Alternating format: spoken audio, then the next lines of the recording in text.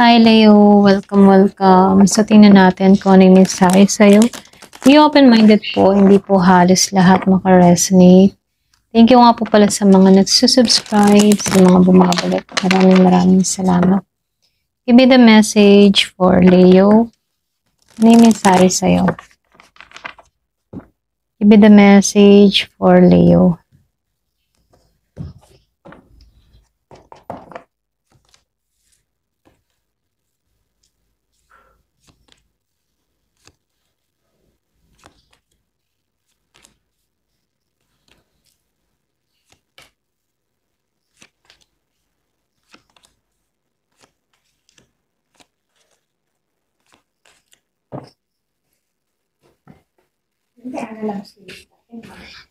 So, dito Leo, no?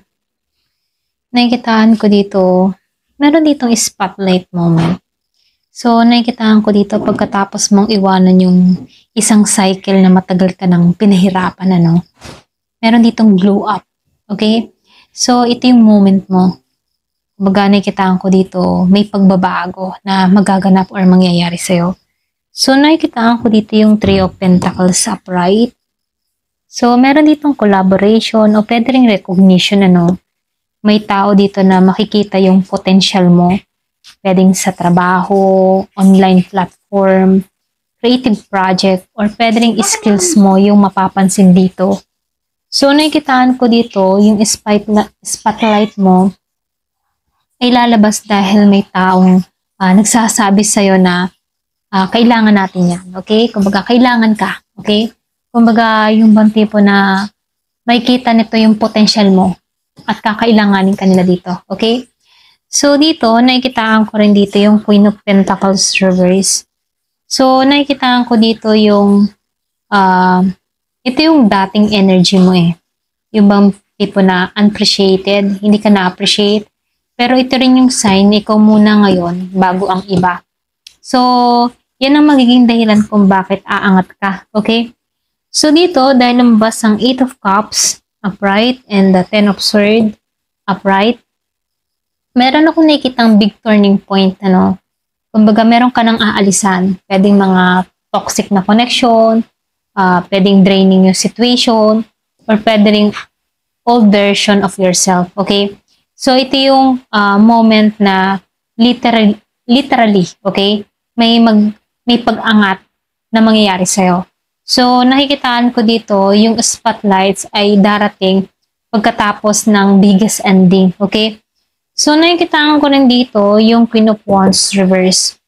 Yung iba sa inyo, no, hindi ka fully confident. So, pero kahit hindi ka sure, nakikita at nararamdaman ng iba yung powerful aura mo. So, ito yung spotlight na kahit hindi mo pinipilit, lalapit mismo. Okay? So, nakikitaan ko rin dito yung Seven of Swords reverse. So, meron nung nakikitang truth na lalabas. Yung iba sa inyo, no? Ito yung magpapaliwanag ng pangalan mo.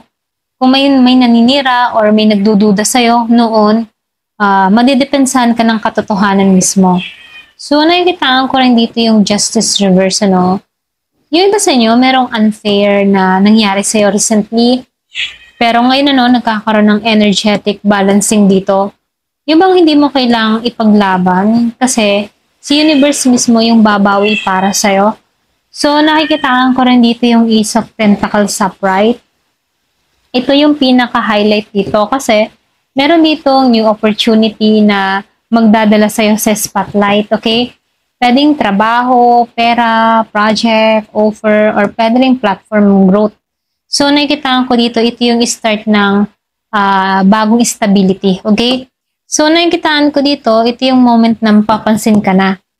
So, dito sa Ace of Swords upright, meron ditong malaking clarity at breakthrough. So, ibig sabihin, something will be revealed in your favor. Okay? So, meron ako nakikitang apology, pwede rin recognition, or truth, pwede rin new contract. Okay? So, dito, ito yung sandali na makukuha mo yung respeto na hindi mo nakuha noon. Okay? So, nakikitaan ko rin dito yung the Lovers reverse, ano? So, meron ditong pagpapalaya sa isang sitwasyon na dating nakakabit sa'yo emotionally, okay? So, nakikitaan ko dito, merong magdi-disconnect. Pero yung disconnection na mangyayari, ito yung bright sa'yo or magpapa-shine sa'yo, no? Na kung saan wala ng blockage, okay? So, nakikitaan ko rin dito yung Eight of Pentacles reverse. Eight of Pentacles upright. So, nakikitaan ko dito, ito yung card ng mastery. So, yung skills mo, no, yung ginagawa mo, yan yung dahilan kung bakit ikaw mapapansin.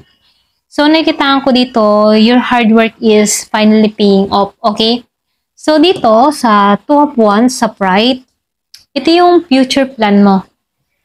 Kumbaga, meron kang direction, may expansion na mangyayari sa'yo, may opportunity na magbibigay sa'yo ng pwedeng travel, pwedeng promotion, or pwedeng leveling up, okay? So, nakikitaan ko dito, ito yung spotlight na magbubukas sa'yo sa bagong daan. So, dito, nakikitaan ko dito, papunta ka sa pinakamahalagang turning point kasi aalis ka sa pain, lalabas yung truth, and makikita lahat yung effort mo. So, nakikitaan ko dito, magkakaroon ka ng big opportunity na aangat yung name mo, okay? So, mas mapapasin ka dahil sa skills at sa resilience mo. So, yung spotlight mo dito, merong reward, and recognition at bagong simula. Ayan. Ito lang yung nakikita ko. Ayan. Thank you for watching. Love and peace.